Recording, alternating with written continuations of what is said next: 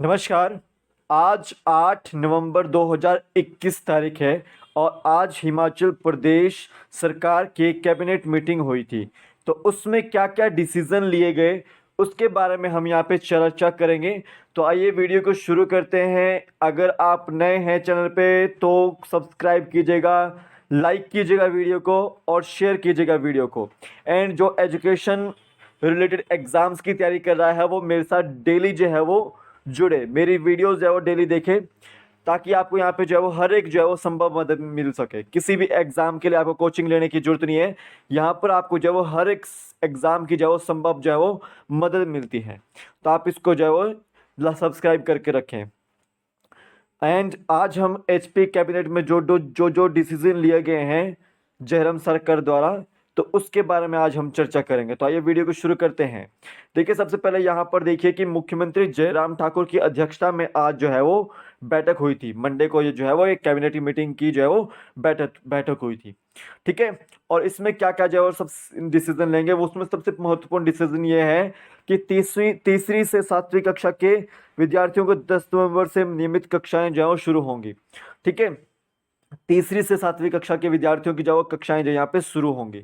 और कैबिनेट बैठक में 15 नवंबर से पहली और दूसरी कक्षा के विद्यार्थियों को स्कूल में बुलाने का फैसला लिया गया है। ठीक है। अभी ये जो है वो एचपी कैबिनेट ने जो है वो डिसीजन लिया हुआ है कि तीसरी से सातवीं कक्षा की 10 नवंबर से नियमित कक्षाएं लगेगी और 15 नवंबर से पहली और दूसरी कक्षा की जो है वो विद्यार्थियों को स्कूल जो है बुलाने का फैसला लिया गया है। 8वीं से 12वीं तक कक्षा के विद्यार्थियों को नियमित कक्षाएं पूर्व से ही तरह जो है वो जारी रहेंगी। तो यानी कि पहले 8वीं से 12वीं तक के कक्षा जो है वो नियमित तौर पे चालू रहेगी। और 10 तारीख से जो आपको जो है वो तीसरी से सातवीं कक्षा को जो बुलाया जा रहा है, और 15 नवंबर से जो आपका वो पहली से जो है वो दूसरी कक्षा को भी बुलाया जाएगा। ठीक है। अब देखो, सर्दी, खांसी, बुखार और जुकाम के लक्षण वाले विद्यार्थियों को स्कूल में नहीं आने की अपील की गई है। ये भी सरकार ने कहा है। कैबिनेट बैठक में लोकसभा और विधानसभा उपचुनाव में हार के कारणों का पर मंत्रणा भी की गई है। तो आपको पता है कि लोकसभा में भी अभी जो है वो मंडी सीट हारे हैं बीजेपी वाले। ठीक है। और आपका विधानसभा में भी जो है आपके जो है वो 3 जगह सीटें हारे हैं बीजेपी वाले। तो ऐसे में इस हार पर भी जो है मंत्रणा करी गई कैबिनेट मीटिंग पर। ठीक है। बैठक में मुख्यमंत्री की बजट घोषणाओं की प्रगति पर भी चर्चा की गई। कैबिनेट मंत्रियों ने लंबित योजनाओं की जानकारी दी। ठीक है। तो बैठक में जो मुख्यमंत्री ने जो बजट में घोषणाएं जो की थी उनसे रिलेटेड भी चर्चाएं करी, और जो लंबित योजनाएं पड़ी हुई हैं उनसे रिलेटेड भी जो चर्चाएं की हैं। तो यहाँ पे देखो, 100% क्षमता के साथ जो एचआरटीसी की बसें जो चलेगी। ठीक है। ये याद रखना है आपको। तो हिमाचल प्रदेश मंत्रिमंडल की बैठक आज यहाँ मुख्यमंत्री जयराम ठाकुर की अध्यक्षता में आयोजित हुई। तो बैठक में मंत्रिमंडल ने हिमाचल प्रदेश के राज्यपाल को प्रदेश विधानसभा का शीतकालीन सत्र 10 से 15 दिसंबर 2021 तक जिला कांगड़ा के धर्मशाला में आयोजित करने की सिफारिश का निर्णय किया है। ठीक है। इसमें 5 बैठकें होंगी। तो याद रखना है आपको कि हमारा जो हिमाचल प्रदेश का जो शीतकालीन सत्र होता है विधानसभा का, वो कहाँ होता है? हमारा धर्मशाला में होता है, कांगड़ा के। ठीक है, तपोवन में। 10 से 15 सितंबर दिसंबर तक के बीच में होगा ये शीतकालीन सत्र। और इसमें जो है वो हम जो है वो 5 बैठकें जो है वो होगी। और इसका जो है वो शीतकालीन सत्र जो है वो उसका आदेश कौन दे रहा है? हिमाचल प्रदेश के राज्यपाल जो है वो विधानसभा का जो है वो आदेश देंगे, चलाने का आदेश देंगे। याद रखना है आपको।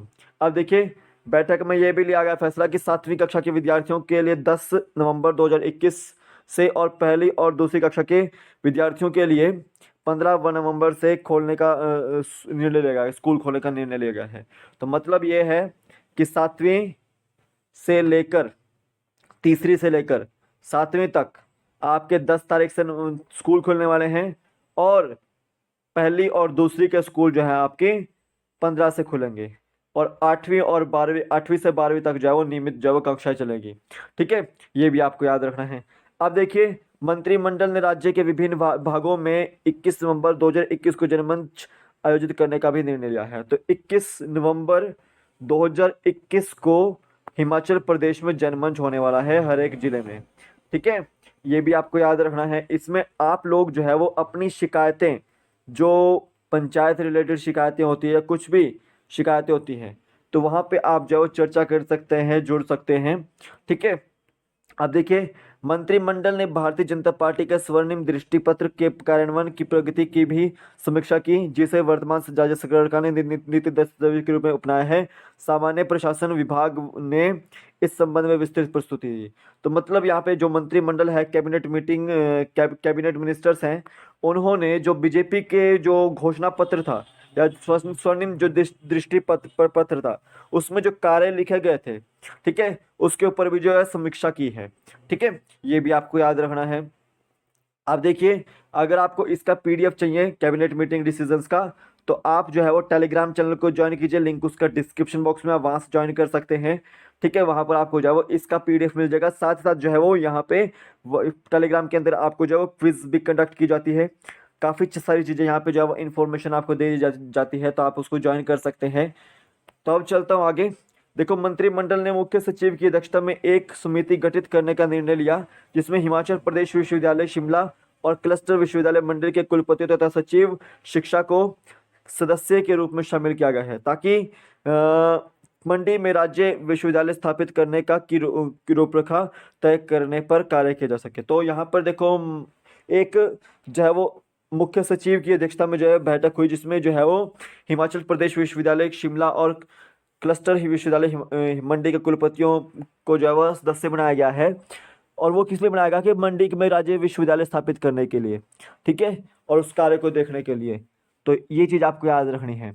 तो देखो, मंत्रिमंडल ने हिमाचल प्रदेश राज्य के दंत महाविद्यालय शिक्षा शिमला के पीजी एमडीएस विद्यार्थियों की छात्रवृत्ति 1 अप्रैल 2021 से 5,000 रुपये प्रतिमाह बढ़ाने की मंजूरी दी है।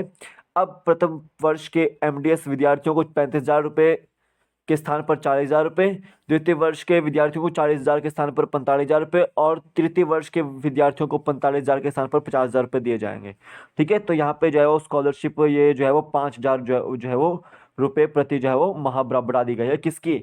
जो एमडीएस, ठीक है, उसकी तैयारी कर रहे हैं, वो जो आईजीएमसी वगैरह में जो है वो डेंटल जो दंत चिकित्सक बनने के लिए ट्रेनिंग ले रहे हैं, उनके लिए।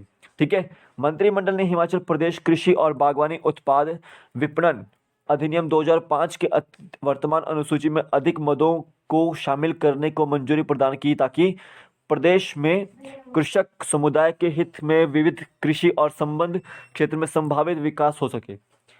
इससे पहले अधिनियम की मौजूदा सूची में 131 वस्तुएं शामिल की गई थी। अब इसमें अनाज, दालें, तिलहन, फल, सब्जियों के रेशे, पशुपालन उत्पाद एवं पशुधन, मसाले, औषधीय और सुगंधित पौधों की प्रजातियां, फूल, गमलों में लगे पौधे और उनके बीज और अन्य उत्पाद सहित 259 वस्तुएं शामिल की गई है। तो मतलब यहाँ पे जो है वो कृषि से रिलेटेड बात हुई थी, उसमें जो है वो 2005 का जो अधिनियम था, हिमाचल प्रदेश कृषि और बागवानी उत्पाद विपणन अधिनियम, उसमें जो है यहाँ पे चेंज किया गया है कुछ। ठीक है, ये आपको याद रखना है। अब देखो, मंत्रिमंडल ने जिला मंडी में राजकीय माध्यमिक पाठशाला चेत को राजकीय उच्च पाठशाला में स्तरोन्नत करने और इसके सुचारू संचालन के लिए आवश्यक पदों को सृजन करने का निर्णय लिया है। तो अभी जो है वो हिमाचल प्रदेश का एक मंडी का जो है वो राजकीय माध्यमिक पाठशाला चेत, उसको जो है वो प्रमोट कर दिया गया, स्तरोन्नत कर दिया गया है, राजकीय उच्च पाठशाला में जो है उसको स्तरोन्नत किया गया है। अब देखिए, मंत्रिमंडल ने हिमाचल प्रदेश सचिवालय के सामान्य प्रशासन विभाग केस में सेकेंडमेंट आधार पर चालकों के 10 पद का भरने का जो है वो निर्णय लिया। इस अवसर पर राज्य में कोविड-19 स्थिति और कोरोना वायरस की संभावित तीसरी लहर से निपटने की तैयारियों के संबंध में एक प्रस्तुति भी दी गई। मंत्रिमंडल ने इसके द्वारा पूर्व में लिए गए निर्णयों के कार्यान्वयन की स्थिति भी की समीक्षा भी की। तो मतलब यहाँ पे देखो, ड्राइवरों के जो है वो 10 पद भरे जाएंगे, ठीक है, हिमाचल प्रदेश सचिवालय में। ठीक है, इस चीज़ को आपने याद रखना है। तो बस आज इतना ही है, ये आपके डिसीजंस लिए हैं, कुछ ज़्यादा खास नहीं है, लेकिन फिर भी जो है वो आपको जो है वो देख लेना चाहिए, आपके जो है वो इलाके में क्या हो रहा है, आपके हिमाचल प्रदेश में क्या हो रहा है, वो आपको देख लेना चाहिए।